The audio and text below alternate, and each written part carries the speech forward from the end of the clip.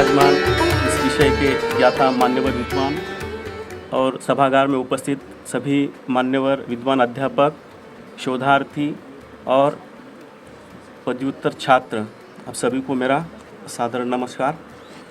आपके सामने मैं यहाँ पर रांगे राघव के कथेतर गद्य में तूफानों के बीच जो संस्मरण संग्रह है उसको लेकर संक्षेप में यहाँ पर बात रखना चाहता हूँ। तूफानों के बीच रांगे राघव का संस्मरण संग्रह है। इसमें कुल मिलाकर 9 संस्मरण हैं। ये संस्मरण जो लिखे गए थे 1942 और 43 के दौर में अविभाजित भारत यानी पूर्वी बंगाल और पश्चिम बंगाल में जो अकाल पड़ा हुआ था, उस अकाल को लेकर रांगे राघव ने संस्मरण लिखे थे। और जिस समय प्रगतिशील लेखक संघ की स्थापना हुई थी 1936 में, प्रगतिशील लेखक संघ के प्रचार प्रसार के दरमियान ही पूरे भारत में उसका प्रचार प्रसार जिस समय हो रहा था अपनी विचारधारा का भी, तो प्रगतिशील लेखक संघ कार्य कई स्तरों पर कर रहा था।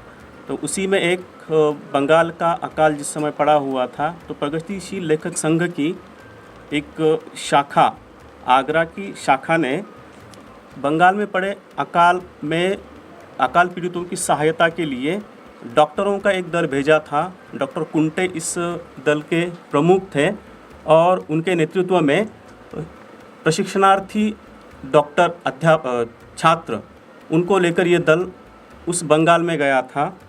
तो इस दल के साथ रांगे राघव भी एक रिपोर्टर के रूप में या पत्रकार के रूप में गए थे। उस समय उनकी उम्र महज 19 साल की थी और उस 19 साल की उम्र में उन्होंने जो आंखों देखा, वहाँ पर जो कुछ विपदाएं दुख देखा था, त्रासदी देखी थी, उस त्रासदी को इस रेखा चित्र संस्मरण में तूफानों के बीच में उन्होंने रेखांकित किया हुआ है। तो पूर्वी बंगाल में अकाल के चलते जो पहले तो भुखमरी से उस समय लगभग कम से कम 30,000 और अधिक से अधिक 50,000 इतने लोगों की वहाँ पर मृत्युएं हुई थी। तो वहाँ पर उस भुखमरी के बाद जो फैली हुई मृत्यु का तांडव और उस मृत्यु के तांडव के बाद उस शवों की दुर्गंधी या उसके बाद में जो फैली हुई महामारी मलेरिया, हैज़ा, कालाजार के चलते हुई मानव मृत्युओं की भयानक विपदा को या दृश्यों को रांगे राघव ने रिपोर्टाज के माध्यम से दुनिया के सामने रखा था। ये रिपोर्टाज शुरुआत में धारावाहिक पद्धति से हंस पत्रिका में और बाद में विशाल भारत जैसी उस पत्रिकाओं में वे पहले छपे थे और 1946 में इन रिपोर्टाजों को तूफानों के बीच इस शीर्षक से छापा था सरस्वती प्रेस ने बनारस में। तो इसमें कुल 9 रिपोर्टाज हैं। 9 रिपोर्टाज, उसके कई शीर्षक हैं। उन शीर्षकों का यहाँ पर मैं नामोल्लेख केवल मात्र करूँगा। बांध भागो दाओ, एक रात, मरेंगे साथ, जिएंगे साथ, अधम्य जीवन, तूफानों के विजेता, अंधकार, एक प्रेम पत्र और बूचड़खाना।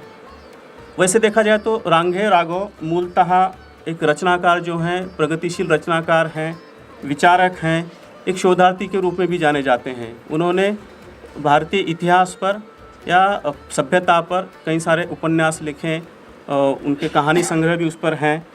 तो लेखक के अनुसार ये जो बंगाल में पड़ा हुआ जो अकाल था वह प्राकृतिक आपदा नहीं थी, वह एक मानव प्राकृतिक आपदा की अपेक्षा वह भयंकर जो आपदा थी मानव निर्मित थी।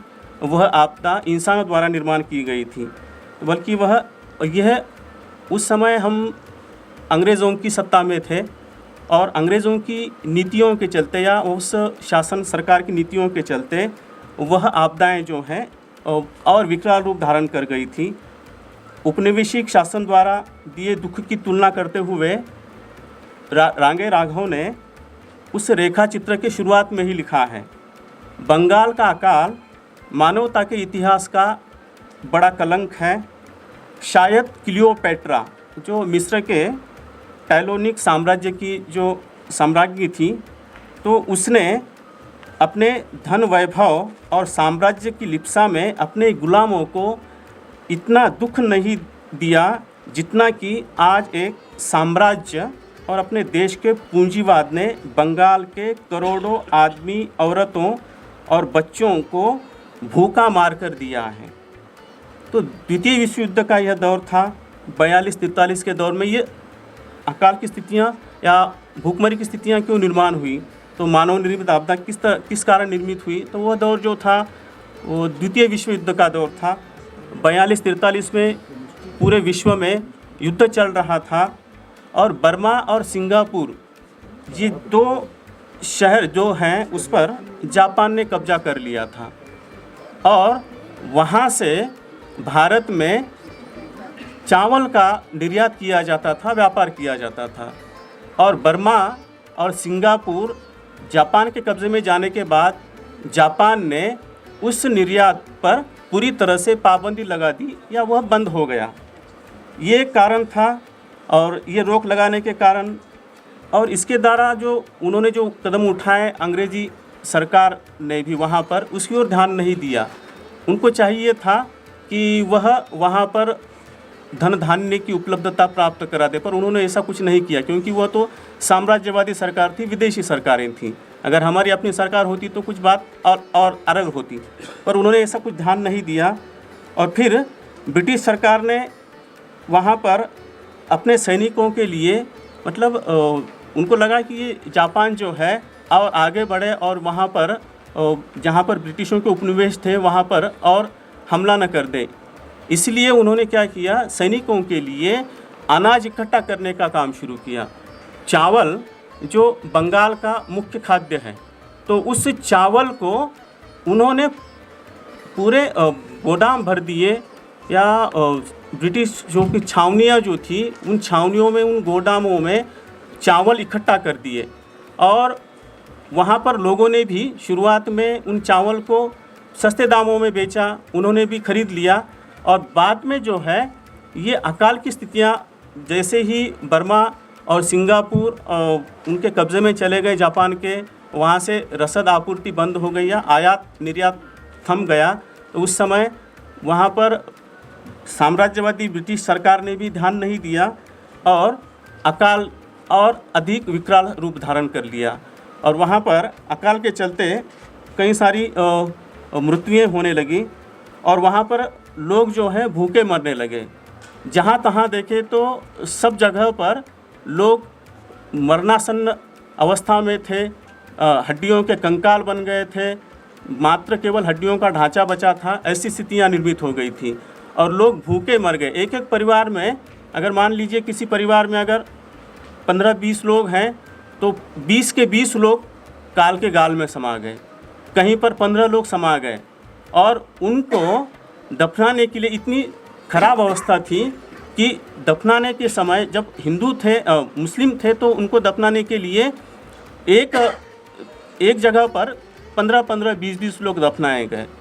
और ऐसी भी स्थितियां थी कि उनको कफन तक नहीं मिला, क्योंकि कफन बेचने वाले जो थे या चावल बेचने वाले जो थे वह काला बाजारी करने वाले थे, दूसरा भ्रष्टाचारी थे और इस तरह के लोग थे, काला बाजारी, भ्रष्टाचार, जमाखोर। इन्होंने इस तरह की किल्लत निर्माण की, कफन तक के लिए कपड़ा तक नहीं मिला और लोग जो हैं बिना कफन के दफनाए जाने लगे, 15-15, 20-20 लोग।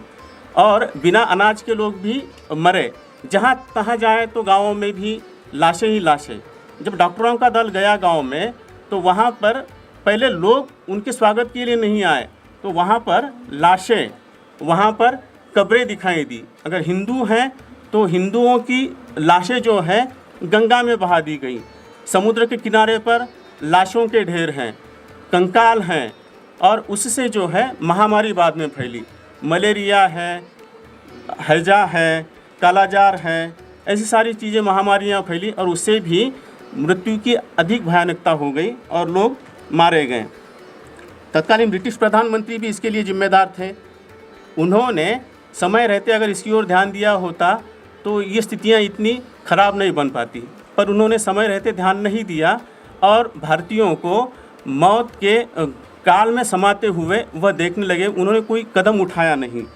तो तत्कालीन ब्रिटिश प्रधानमंत्री की ये नीति, भारतीयों को भूखे मारने की नीति उन्होंने अपनाई और ब्रिटिश सेना के लिए अनाज वो भंडारण करने लगे। अपनी सेना के लिए अनाज भंडारण करने लगे पर भारतीयों के लिए नहीं। तो ऊपर से भूख से शिकार हुए लोगों के लिए अनाज आयात पर भी प्रतिबंध लग गए। इसके चलते भयंकर तबाही मची। कम से कम इसमें 30 लाख और अधिक से अधिक 50 लाख लोगों की मृत्युएं हुई। इतना भयंकर वह अकाल था। और सरकारी आंकड़ों में ये भले ही उन्होंने अपनी अकार्यक्षमता छुपाने के लिए उन्होंने उन आंकड़ों को कम दिखाया हो, पर असल में वे आंकड़े जो थे 30 लाख से 50 लाख के भीतर थे। तो इतनी भयंकर तबाही, मानव हानि वहाँ पर हुई। और ये बंगाल का जो अकाल था वह सरकार की नीतियाँ ये इसके लिए जिम्मेदार थीं। और दूसरा, ये रांगे राघव कहते हैं कि ये अकाल जो है भारत के इतिहास में वह बहुत बड़ा कलंक है। ये ऐसा कलंक है जो अपने ही लोगों ने अपने लोगों के लिए इस तरह की स्थितियां निर्मित की थी। सरकार तो विदेशी थी, पर यहाँ पर व्यवसाय करने वाले, व्यापार करने वाले लोग कौन थे? वहाँ के साहूकार कौन थे? वहाँ के व्यवसायी कौन थे? वहाँ पर कपड़ा बेचने वाले लोग कौन थे? वह तो भारतीय ही थे। और उन्होंने क्या किया? अपने भारतीयों को ही मरने के लिए यानी इस तरह की स्थितियाँ निर्मित की थी। केवल पैसों के लालच में मानवता को कलंकित करने का काम यहाँ के हमारे अपने ही लोगों ने किया था। भयंकर तबाही मची उसी के कारण। और ब्रिटिश सरकार जो है कुंभकर्ण की नींद सोए हुए था। राजनीतिक पार्टियाँ वहाँ पर रोटियाँ सेकने में मग्न थी अपने स्वार्थ की। हम कोविड के दौर में भी हमने देखा कि वहाँ पर मरीजों की क्या हालत हुई। ऐसे कई मरीज़ ऐसे थे कि जिसको कोविड से संक्रमित थे, तो कोरोना से संक्रमित थे, अस्पतालों में चले गए, तो डॉक्टरों ने कम से कम लाख रुपए डिपॉजिट किए बिना उन मरीजों को अपने अस्पताल में भर्ती करा कर नहीं लिया। तड़प रहे थे, मरीज़ तड़प रहे थे, मौत के गाल में समाये जा रहे थे, पर डॉक्टरों का, अधिकतर डॉक्टरों का दिल पसीजा नहीं। ऐसे ही तड़प तड़प कर वह जान दे दिए, पर डॉक्टरों ने उनकी ओर कभी ध्यान नहीं दिया या उनको एडमिट तक करा नहीं लिया। ये एक बात हो गई। दूसरा, इलाज के दौरान अगर उस मरीज़ की मृत्यु हो गई तो उस समय उस शव को उनके परिजनों को सौंपने के लिए 10-10, 12-12 लाख रुपए का बिल जब तक चुकता नहीं किया, तब तक उनकी लाशें उनके कब्ज़े में नहीं दी गई या उन पर अंतिम संस्कार भी नहीं हुआ।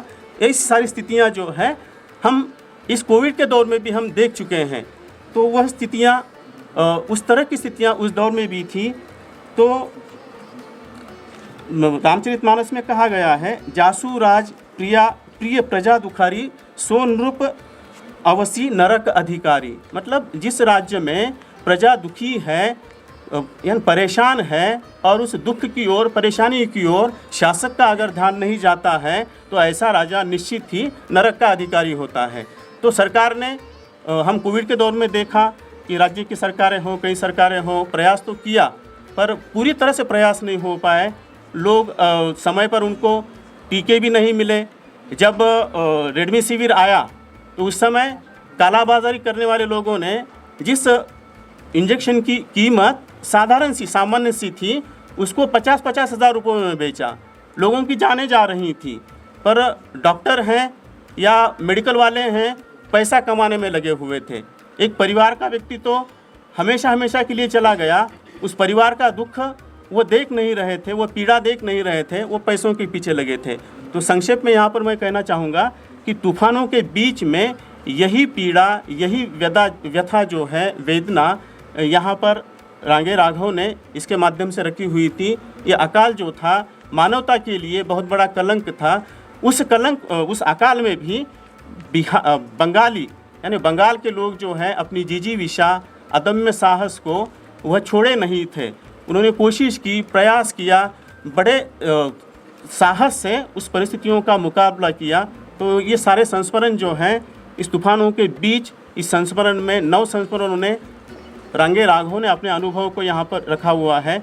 मुझे यहाँ पर बोलने का अवसर दिया, इसके लिए मैं संयोजक और हमारे हिंदी विभाग के परिवार का मैं यहाँ पर आभार व्यक्त करता हूँ। धन्यवाद।